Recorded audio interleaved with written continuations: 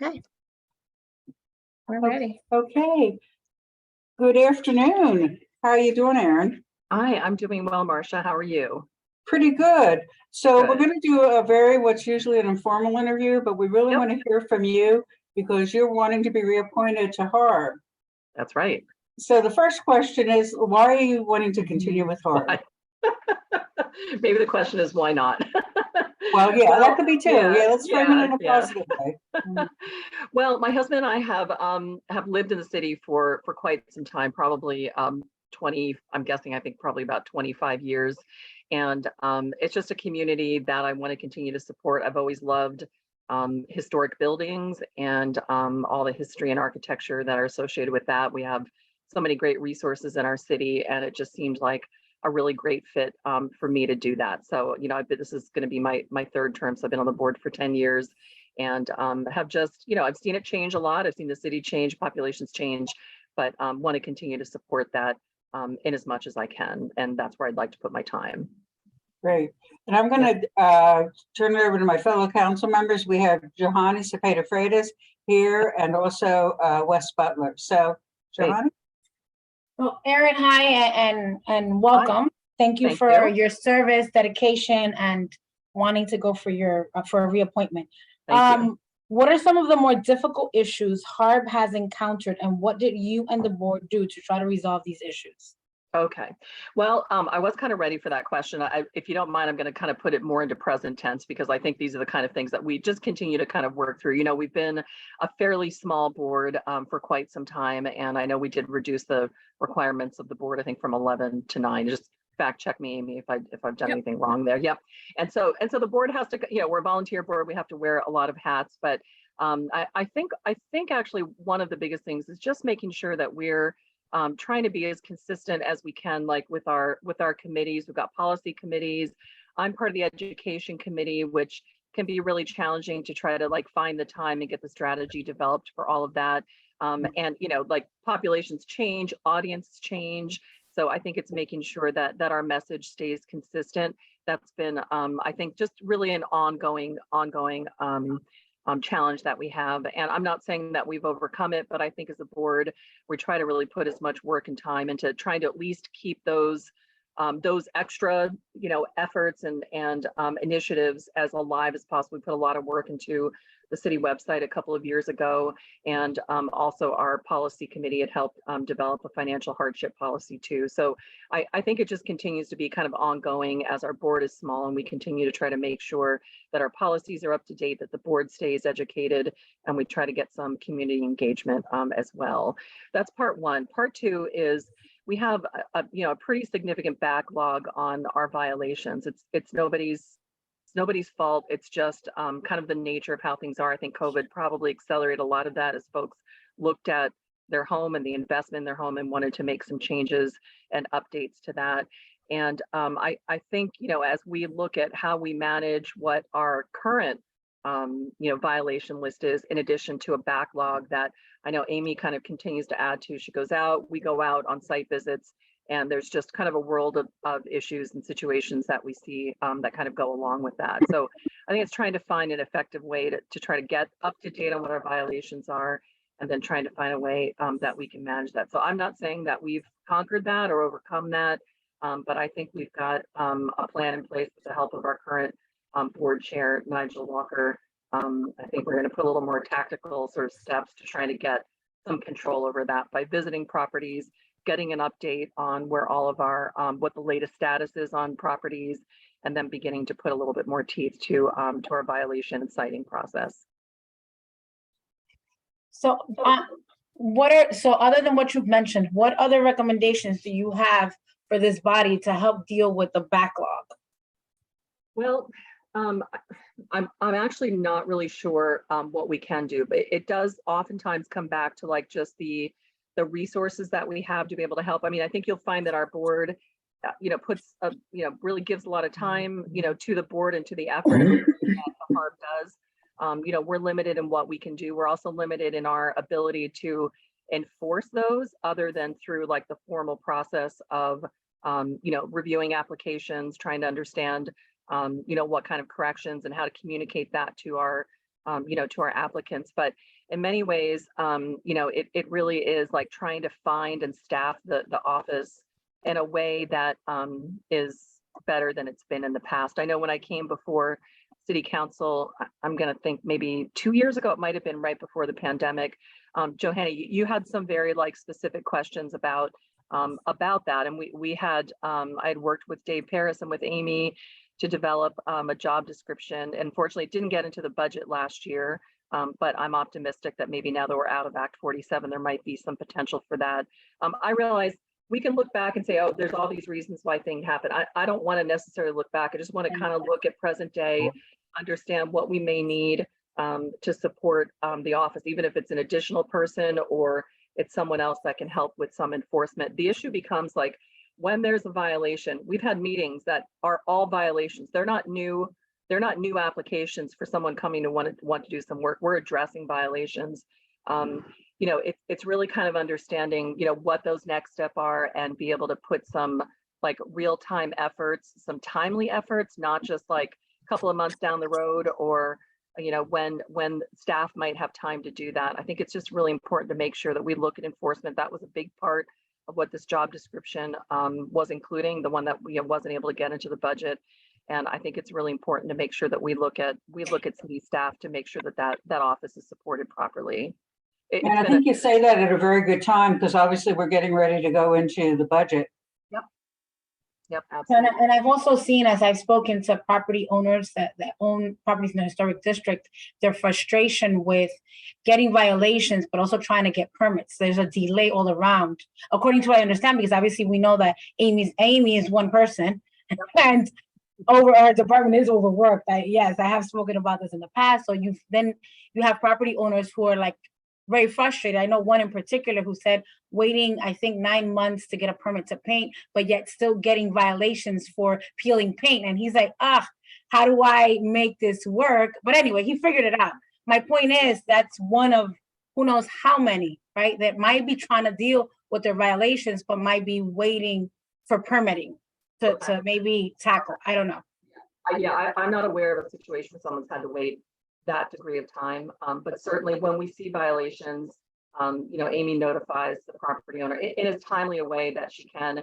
And we always ask them to come back before the board. We'll review their application. Sometimes we'll approve it, or we'll offer some some suggestions for improvement or a total correction if need be. But I want to make sure the board is viewed as a resource to help, not a bureaucratic body that kind of gets in the way. I realize it's a very personal issue when you're legislating what can actually be done to personal property of yours, but the historic district ordinance gives us that authority to do so. And I think sometimes at a fundamental level, maybe the average property owner may not fully understand where our authority may come from, and it is. It's a bureaucratic check that needs to happen, but we're really tasked with making sure that we're protecting the historic resource that we have. But in addition, also making sure that we're open and we're welcoming and we're collaborative with the property owner, in as much as our policies and our standards that we use to interpret our decisions allow us to be. So I had another question. Should I let Wes go and then I'll come back? Okay, Wes, do you have anything? Yeah, since I'm new here, I never heard of HARB, so I was gonna ask her if she could just give me a breakdown of what they do on the board. It doesn't have to be too long, just the the main issues you guys deal with. And I apologize, I should have actually said what HARB meant rather than just giving the initials. So go on, Aaron. Yeah. So the HARB is, we're a citizen volunteer board, and we have the authority through the Historic District Ordinance, Chapter 295, that allows us to. Oops. Oh, what that is. Hang on, something just popped up there. That we as a body have to approve all the exterior alterations that are visible from a public right of way in the 4 historic districts, and then there's less requirements for the conservation district, the Heights Conservation District, which is where I live. Those are like more structural things or additions or demolitions on properties. But basically anything that impacts any property, it can be from paint. Now, Amy does approve paint colors, but you know, whether it's something that they want to change a material or change a feature or removal of something or replacement of something, even something as simple as a light fixture, the board has to approve and guide the property owner into an appropriate choice for the style, the architecture, and the age of the building. And so we do that, we meet monthly, and we do that through application process, and our vote allows Amy to issue a certificate of appropriateness back to the property owner, which outlines in great detail what the board has voted on and is permitting the property owner to do. Okay, I got a better understanding now. Yeah. But many communities, let's say like Boston, if you've ever been to Cape May, New Jersey, it's either a historical architecture review board, it might be like a historic commission. Oftentimes they're very similar though in terms of what their purpose is. Sometimes their authority may be a little bit different, but we really have final authority. A property owner can always appeal a decision if they need to, but we have the authority to basically make a binding decision about the property. Okay, thank you. That was my that was my only question. Great. Okay. Good to get to know it. Yep. Did you have another And question? Wes, at some point, it might be important if you can connect with Amy, just because what HARB does is really mandated by federal law, so that as we have all these historic districts in Reading, all these federal laws apply. So that's how they make their decisions. It's a very interesting process. So I think Amy would probably give you some insight. I was going to offer that anytime you want to talk to me or you want to set up a meeting, I'd be happy to discuss the HARB and all things historic preservation with you. So carve out a day or two, Wes, if you need Yeah. to. Yeah. Yeah, it's not a 5-minute conversation. Okay, we'll connect. Right, and Johanna had a follow-up then. Yes. So Erin, in the approximately 10 years that you've been serving, what is the most common violation? What is the most common thing that you've come across that could easily maybe be resolved? Well, I'm not sure about the easily, but could be resolved. Well, I think it kind of sometimes comes and goes with trends or with neighborhoods. I think without getting too specific, although I will, I think what we find sometimes there are neighborhoods or streets or blocks that may have a particular alteration done that wasn't approved. It could very well have been done even before the district was, was brought in as a historic district or designated as a historic district. And so what happens is, I call it kind of like this disease kind of like moves down the block, and sometimes it's really challenging. Maybe it's a door that's changed, maybe it's windows. Windows are not uncommon for a change out of materials. We understand there's, old windows can be challenging to keep painted, to keep maintained, to keep airtight as possible. But there's a lot of study and a lot of information out there that if we're able to speak to the homeowner, we can actually, talk through the benefit of keeping some of those historic features or materials. Sometimes it's just the removal of original materials or details. Maybe they become rotted. It could be a porch. We oftentimes see issues with porches, porch steps, those kind of materials. And so a homeowner believes that, well, I'm improving my property by adding tile or adding a material that maybe is impervious to to weather or to termite damage or something like that. And it may be something that appears to be pretty innocuous, but can be problematic if it fundamentally changes the appearance of the property, or in so doing removes some historic details or materials. So I would say windows, doors, that's not uncommon, and certainly porches oftentimes get removed. Like columns will get removed and just replaced with like a steel post or something metal that doesn't have the same deterioration speed, we'll say. That's some other things. So in an ideal situation, what would be the best way to engage, to efficiently engage community and educate?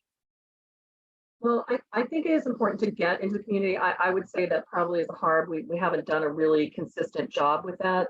But I don't think it's purely just a HARB that's going to be able to communicate that. I think it's important that we connect as well with our council people, even as we look at we've got, I just wrote it down. We've got Prince, Callow Hill, and Penn's Commons. I think those are, Amy, correct me if I'm wrong. I think those are the 3 districts that we do not have any HARB representation from. Is that correct? I think so, yes. So that's 3 out of the 4 historic districts. I think it would be fantastic if we could work more closely with council, maybe with council, with a council person in those particular districts, trying to find an individual that they don't have to necessarily come fully, let's say, educated about this. The board has a very specific way in which we work, but a lot of us, we really learn through the process, learn about materials and techniques and architectural styles.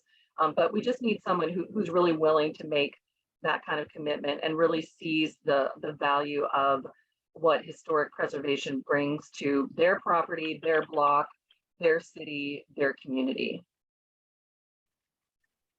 Thank you, Erin. Absolutely. Yep. Do you have any questions for us at all, Erin?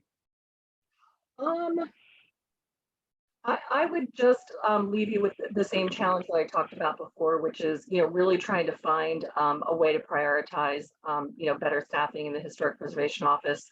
Right.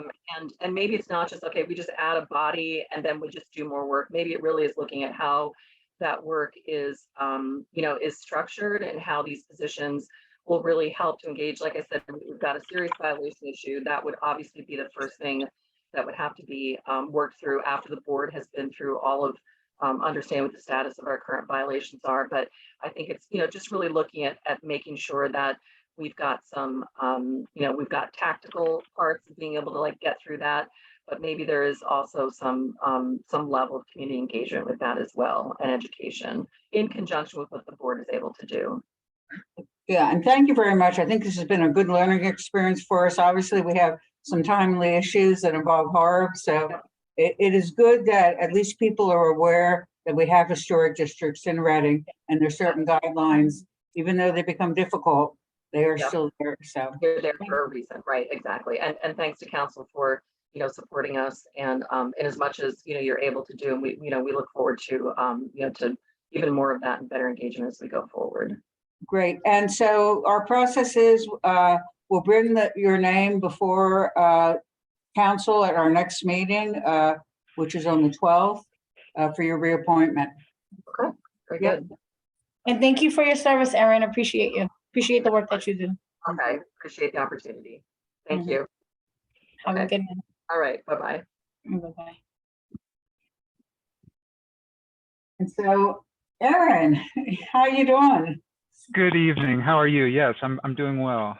Okay, so I think you've been sitting in on the interview, so you know that it's myself, Johanny, and Wes Butler from council that will be doing the interviewing.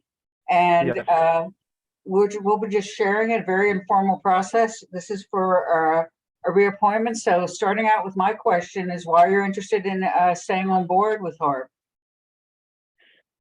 Well, as you probably know, I've lived in the city for about 20 years now. And my wife and I both have had a long-term interest in contributing to the betterment of the city. And particularly for me as a registered architect, the betterment of the built condition within the city. Reading's unique in that it has numerous historic districts, sizable historic districts, and we want to see those historical resources preserved. So I think from my perspective, what I can offer to the board and to the city at large is some experience in preservation types of construction projects and design projects, and kind of offer guidance to the board as they're making decisions on how best to go about administrating the requirements of Chapter 295. Yeah, and we thank you for your time and your expertise that you bring to the board. So I'm going to turn it over to Johanny and then to Wes for additional questions. Okay. I'm going to ask you the same question I asked Erin. And what are some of the more difficult issues HARB has encountered, and what did you and the board do to try to resolve the issues? That's a great question. I think Reading's unique in that such a high percentage of our population deals with financial disadvantage. And one of the things that we've tried to address as a board is financial hardship. I attended a conference back around 2014 and was struck by the fact that a number of HARBs from other cities around the nation did not experience the same level of financial hardship that we experience. And so set out on a course of trying to figure out how do we address this issue on a consistent basis, rather than leaving it up to subjective opinions with each application that comes before us. How can we be more consistent about addressing it? And so that process led to the development of the financial hardship policy, which I drafted, and we came up with a formula so that every applicant would have the opportunity to submit an application for financial consideration and then have the board use the data that's provided by the applicant in this formula to generate, essentially we call it an economic hardship ratio, but essentially what it does is it tells us whether or not we should be considering financial hardship for any application. And that has served us. This was fairly unique. We had not come across something like this previously. And so Reading kind of blazed the trail in that regard, but we've been using it now for, about 5 years. And I think it's been serving us fairly well. We have made some adjustments and kind of tweaked how we use that, but I think it's been a great tool, and it gives every applicant an opportunity to at least have a deeper level of consideration rather than just a very strict interpretation of the Secretary of Interior standards. Thank you, Aaron. And before we go to Wes, sorry, Wes, same as Aaron, what are the most common violations that you've seen in the past? You've been serving for over 10 years, right? Am I correct? Correct. Yes, I started in 2009, I believe. Mm-hmm. So the most common, I would have to say, and it changes over the years. For a while, it was roof projects because of the hailstorm. I remember the first month after the hailstorm, we had about 10 applications come across Amy's desk, and we didn't have a roof policy at that time. So during our executive meeting, we said, okay, we need to draft a policy right now. And we thought up, I believe that policy has 5 hypothetical scenarios that an applicant could be coming with, kind of created criteria for each of those scenarios, and then implemented the use of that policy. We had to adopt it immediately before the next meeting started so that we could begin applying it right away. But during that time, roofing was very common. We always see a lot of window applications, door applications, siding, I think, is another fairly common one. But I would say for the most part, minor improvements. We see less large-scale alterations in the way of additions and renovations. And I would say it would be good to see more of that. It would be nice. I think that would be a healthy sign if we were seeing more activity within the historic districts. I'm a firm believer that historical architecture needs to be adaptable. Otherwise, it becomes a museum and something that is no longer functional for our modern uses. So I think we're prepared to handle large-scale applications, and unfortunately, we don't see that as often. What do we need to do to maybe incentivize that? I think it comes down to incentivizing development, and that works across a number of different fronts. It's more of an economic development initiative, but certainly addressing things like the transfer tax and property tax issues, encouraging home ownership. I know that's happening through a number of organizations in the city, but specifically in the historic districts, I think, again, things like the financial hardship policy and really just what we can control. I think being an advocate for property owners and showing that we're willing to take a cooperative approach to working out the requirements and not just be a heavy hand of justice or the enforcement leg of things. Although I do think that's important, we have to do it in a way that is productive. Thank you, Aaron. Wes? Yeah, I was just going to ask, well, I wanted to say thank you for serving since you've been serving since 2009. But I was gonna ask, what district I would say is like your favorite in terms of like what historic district is your favorite in Reading? And then also like what would you like to see happen more in that district?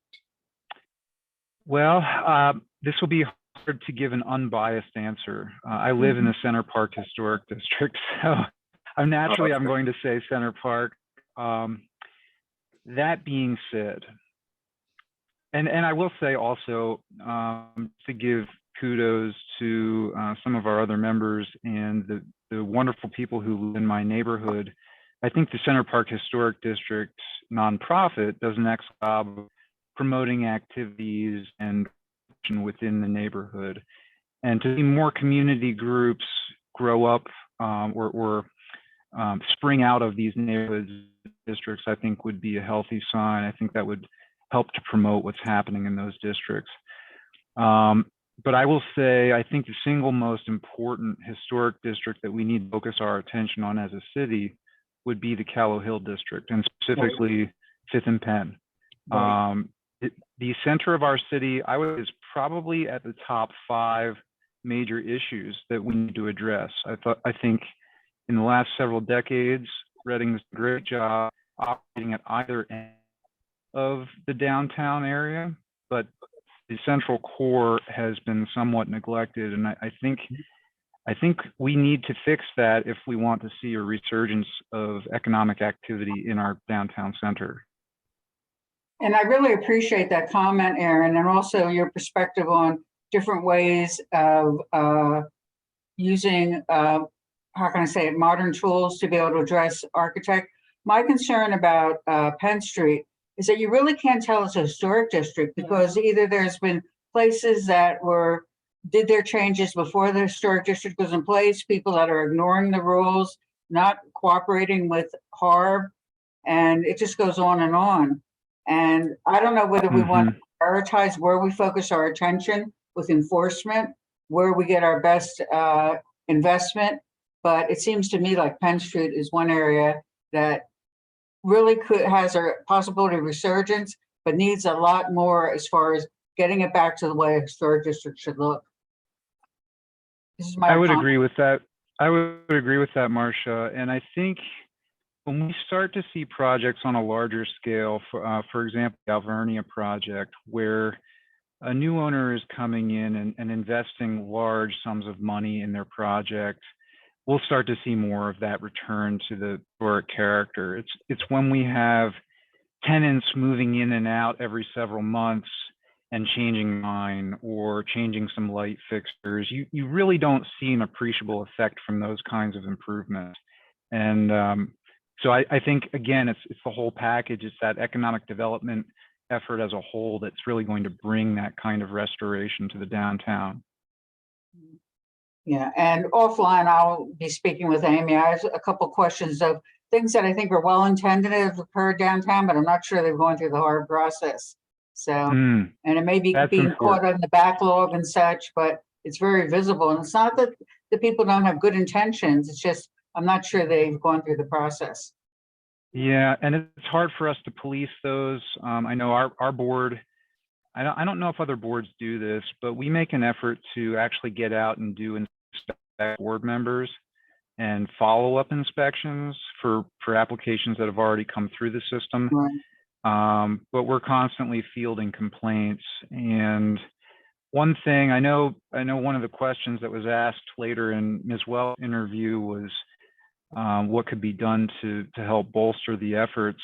And I think in terms of staffing in the preservation office, we would like to be a little bit more systematic about surveying our districts, and the enforcement can happen during that process. If we're actually going one property at a time, updating the property surveys, the composite index ratings, assessing the existing condition and deficiencies and non-compliance issues, and then systematically issuing notices to the owners, I think we could be more effective rather than just putting out fires for complaints that come in. So how many additional hires are you recommending or proposing that we need to be considering? At this time, I would say even one person would be an immense difference within the preservation office. And I know we have other positions to fill. We have a zoning administrator. We've got planner positions that are open. Code officials seem to be changing constantly. So that these are not easy positions to fill with qualified staff, but just one person would be a huge difference. Thank you, Aaron. Any questions for us at all, Aaron? I don't think so. I think as long as we are on City Council's radar, as you know, we serve at your pleasure. And at the same time, our appeals process goes directly to City Council. Right. And so I think for us to be working closely, that all council members are aware of the requirements of Chapter 295, and that we can continue keeping you up to date on what's going on with the HARB and in the preservation office, so that we can have a lot more unity in the process. I think that's a good thing. I'd like to continue that as a board with City Council. Yeah, you know, one of the things that might be good within our districts where we have a historic or conservation district is just to walk around with you guys when you go out. Yeah. Yeah, I know. In District 2, Penn Commons is the historic district. And I certainly would, anytime you go out to be looking at stuff, you know, Amy knows how to get a hold of me. I'd really like to join you on that. That's great. Yes, we would love to have the involvement of anybody who's walk along. That's great. Okay. So I think you heard when we spoke with Aaron that we will be bringing these forward on Monday's meeting to vote for council. Yes. So you'll then be notified of anything additional you need to do to continue, okay? Okay, sounds great. I really appreciate your time this evening. Thanks for hearing my thoughts, and I appreciate your interest in what we're doing. That really means a lot. And thank you so much for your commitment for all these years of service. We appreciate the work that you do in our community. My pleasure. My pleasure. Okay, see you later. Thanks. Have a great evening. All right, good night. Can we arrange that? A city council tour of the historic sites? Get on the rec bus, school bus, what is it? Yeah. Oh, the rec van. Mhm. Yeah, can we arrange that for all? I think that would be I neat. think if, yeah. What do you say, Amy? You can still hear us. Sure. I would love for us to organize that. We What's have the- other topics after this, but I don't know how you want to. Okay, that's right, Amy. Would you Let's just park- give me a call Yeah, then? let's park that. 'cause Yeah. We would want to arrange that. Sure. No, I can do that. Okay, I'll leave the meeting then. Thank you. Yeah. Thank you, Amy. Thank Yeah, you. you're welcome. Now we have one appointment recommendations. I think we're in consensus. Wes, are you okay with? Is he still there? Yeah, he's here. Here, Okay. just got his screensaver. There he is. He's moving. Bouncing around here, Wes. So are you in agreement to bring those two candidates forward to vote on Monday for their reappointments? Yes, I'm okay with it. Okay, great. And then we also talked about the idea of maybe having council right around the historic districts, which I think actually with our 275th coming around, it would be a good precursor to that, I think so. that we all know what the historic districts are. Yep. And also I would love to help fill those vacancies, right? Right. Particularly, what did she say? Callow Hill, Callow Clarence Hill. Commons, Penn Prince. Commons is the one I need to work on. Okay, so then, because Yeah. well, no, that would be Mr. Miller, right? For Hill. Callow Hill. Mhm. And then, what's the other one again? Prince. Prince, Isn't that also? Prince is, Isn't that Quick District 6? Comfort. That is actually the northern side of District 1. When you're on the other side of the, Hi, Chris, we're just talking about you. when you're on the other side of the Bingham Street Bridge, when you come into Southwood Penn. We're talking about. That's Prince. Okay. That's Prince's district, so, Where there's vacancies. So would that be like Spruce? yeah, it's shift from Laurel to might be Penn, Franklin, it's in there It somewhere. changes. Kind of Goes up. It changes as it goes up. Mhm. It starts off further and then comes back. Okay, It's not shaped just in case I. It'll squarely. be sweet. So we're trying to identify folks to serve on the hard board Okay, that From are those particularly in, districts, yeah, in those yeah. districts, like Prince, Okay. Callow Hill, and. Yeah, Prince Commons. yeah. So you said you'll work on. That's Commons, yeah. Yep, okay. All right, so, Now we're down to reviewing pending application memo about openings. Did you want to go back up to the appointment recommendations? We still have 2 appointments pending table on the council agenda. Yeah, and I don't think, what's the issue? okay, I think, and I don't want to speak for other folks, but I do believe we need to discuss this at a committee of the whole, what the issues might be. It has to do with the residency and how long people serve.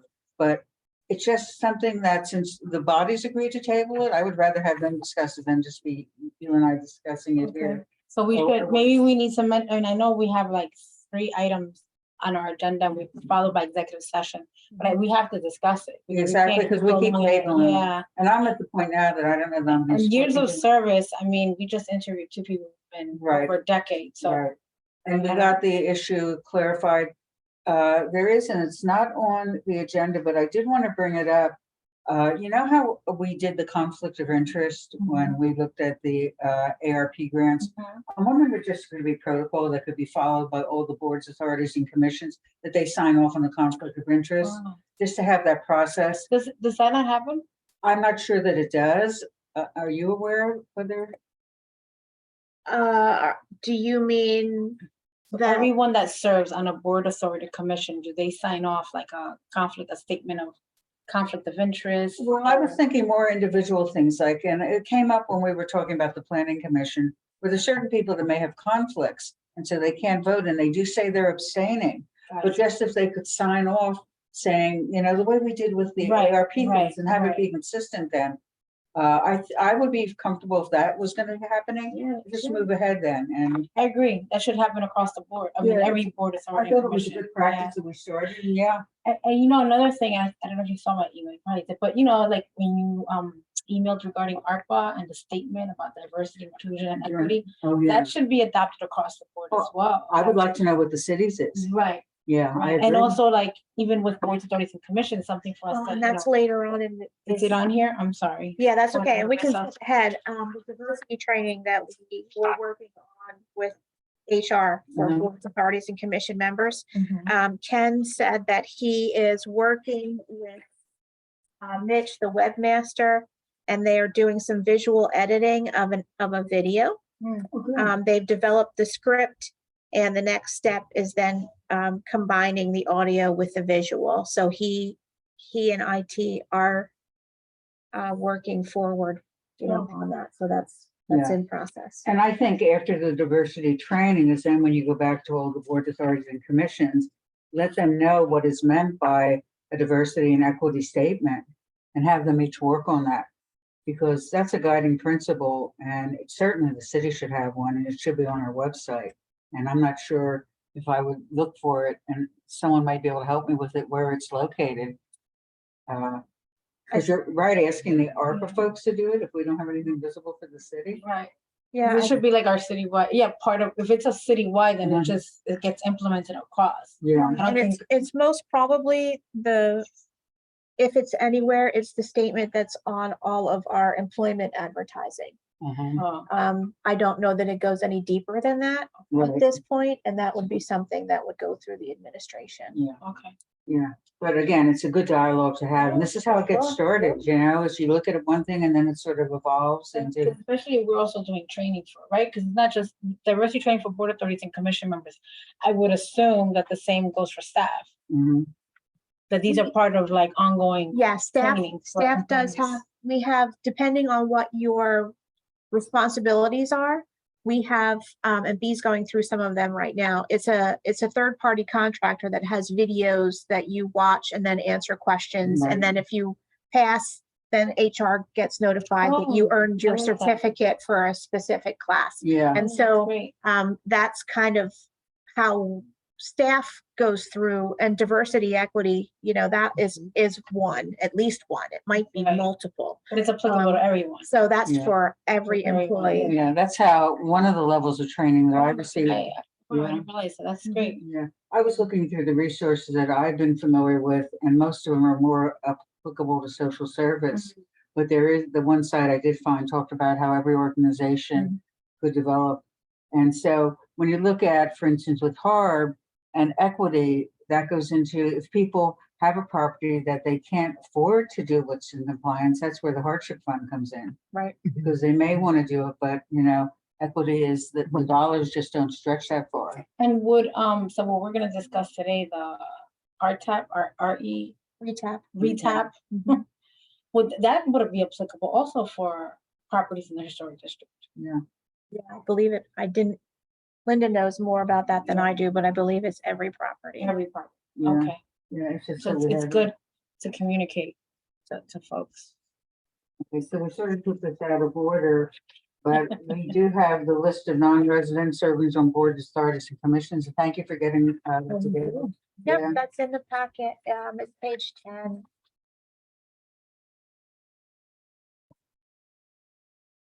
So it's a list of the boards, who is serving currently that's not a member, how many board Who's not a members resident? there are. Yeah.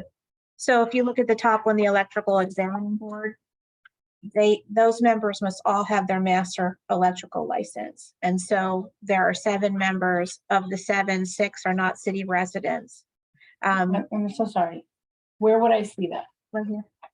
So the electrical examining board, Yeah, these are the 6 members that are not residents.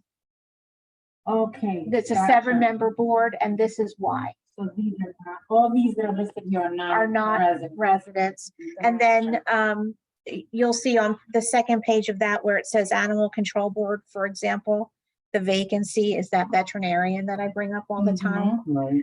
And then the 1 member currently that's not a resident is Harry Brown, and he has extensive animal enforcement experience. He was an employee of the ARL before he retired. And I So think we go, it kind of, you know, we can go through these can we? individual, sure, please. Yeah. So like zoning hearing board. So we have 5 + 2 alternates, it says here, right? Correct. And of those 5, 1 Just one is is non-resident. Okay. He lives very close to the city line, but on the other side, and he is a construction professional. Is that why he's still on? Yep. Okay. And then same for Craig on fire. Craig had some experience before he applied to serve on that with fire staffing issues, and I don't recall exactly what they are, but that's why he's on there. So 2 out of 3. And Mike Mike Lifer, Lifer, Right, I know however, he's been a he's a volunteer business forever, yeah. but he also is, you know. he owns property, stakeholder, so yeah. yeah. Harb, we just talked about those. Okay, they all have 3 Vacancies, members. but So the we one have that's 4 vacancies, specific- right? Well, there's 3. it's a 9-member, it's 5 vacancies, I believe. The one that's most difficult is the trade professional. Okay. And I think by reviewing this way, it will give us a better discussion when we meet with the rest of the council. Agreed. Yeah.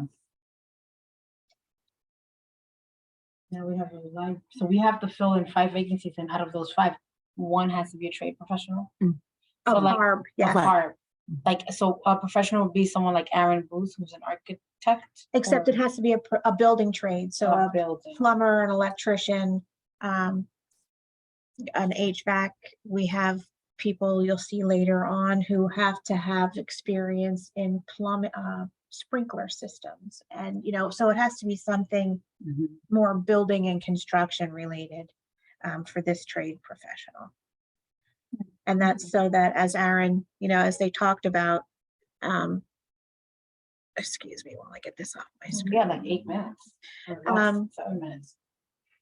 It goes Yeah, fast. it goes really fast. Yeah, so if they would get plans for an addition to a historic property, this trade professional would be able to walk them through a lot of those nitty gritty, blueprinty kind of things. And then you have the library board. 15 members. The library board is 15 members. We get 5 city, 5 county, and 5 library foundation. Now, are those that you listed, are they all city appointments? These are all city appointments. Oh, these are you only listed city appointments. Yep, Okay. Yep, so these are the So 4 of the do 5 not live in the city. do not live in the city. Dennis Scahan is an ADA. Sal is a principal for the school district, so that they have not necessarily property interest, but some interest in what happens in the city. The other 2, I don't know why.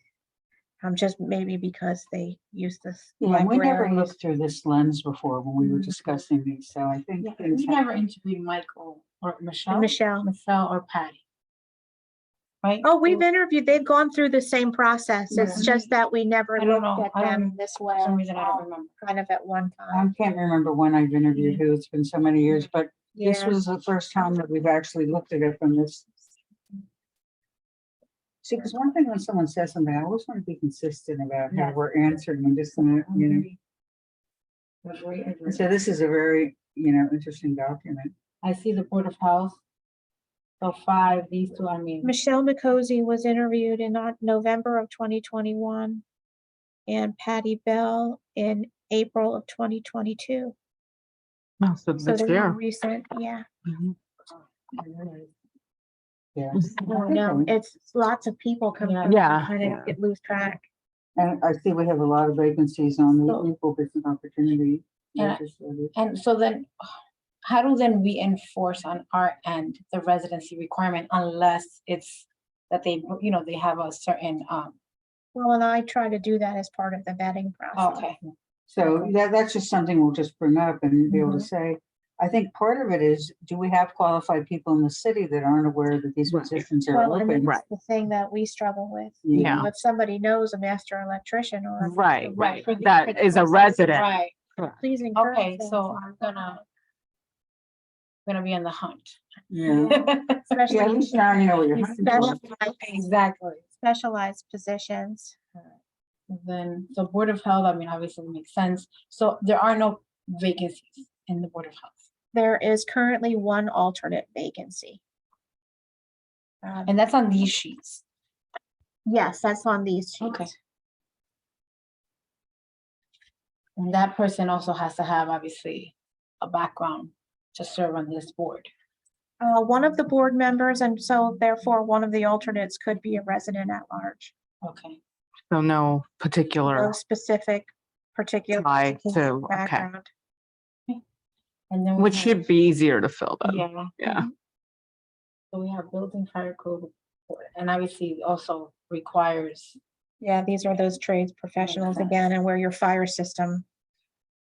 we come see in. an animal control board. We need a veterinarian. Yeah. Yep. And that's hard to find. Yeah. Just hard to find at large. We'll- Large. What, didn't we interview, Josie Boykins? Right, but she's a member, so she didn't get on the list. These are non-members, remember?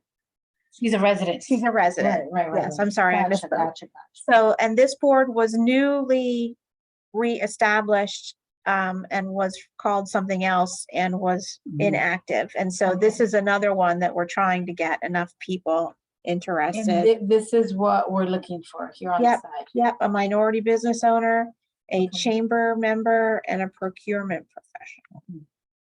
That's very specific. They are Mhm. very, Yeah. Very No, no, no. specific. Yeah. Mhm. And then conversion therapy mental health advisory board. We don't even meet. We didn't have, We don't even meet. They don't only meet. at They meetings. only meet if there's an accusation that someone is trying to perform conversion therapy on somebody Mine. else, right, I don't yeah. think you're gonna see that in Reading as much as you may. Yeah. Another, like more rural, Oh, yeah. yeah. So there is an applicant currently in the mayor's office who is not a resident, but who has the proper mental health background. Okay, good. So I don't know if that person will be coming forward or not. That's currently in the mayor's hands. So now we got her. So now we have So Rawa, one, it's, two, three. it's 3 Okay. non-members, And then parking authority, you have. 2. Now, I don't think I thought she resigned. Who, Julia. Not to my knowledge. If she did, she didn't submit anything. right, to we us usually in get, writing. maybe she thought I about thought resigning. she did, unless I'm getting her. Whatever, fuck. I don't know why I thought she lived in the city, but I think she has a business in the city. I know she has a hair salon in the south Yeah, side. the mayor appointed them Okay, and we I don't had appoint no these. background. Okay, we don't appoint or interview for this. Right, Yeah, and this is the next one's the one that really brought this all up, is Right. planning. Now, the 2 candidates we have now to consider, neither of them are city residents, am I correct?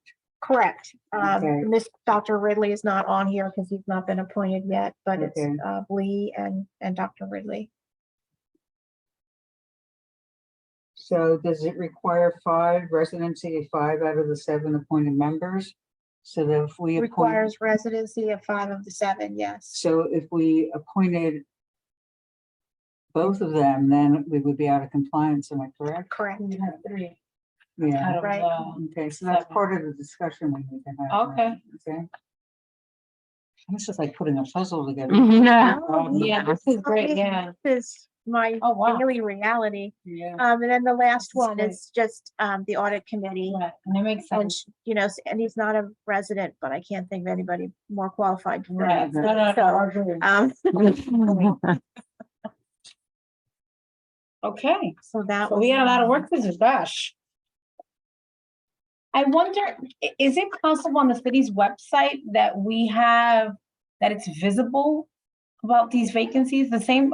They are. Yeah, So on the, when you hit the boards, authorities and commissions Okay. area, there is a link for vacancies. And so every, like, early part of each month, I send an update because this is a constant, ongoing, Okay. changing. I can refer people there, they can just go straight Mhm. there, okay. The preparation for, you know. And, anybody with questions always can call the office. We're And glad to talk to that one, people about that. quick, did you verify that information I gave you about the one person being Yes, eligible? I did. And so he is now also in the mayor's office. Okay, so he paid all the taxes. Yep, he took Oh, care of his background know. issue and is now forwarded. Oh, I don't, Oh, you you're still can. recording. Okay. But that's, yes, I did. Thank you, dear. You're welcome. Okay, I don't wanna, Well, we're I guess, Wes, you're joining in virtually, right? At the committee of the whole? No, I'll be coming in. I'm actually about to make my way down there now. Okay, sounds good. So you'll be running a little late because it's 5:01. Yeah. You don't mind my outfits. I had to improvise with what I had at the Western before I got here. You're here, right? That's what matters.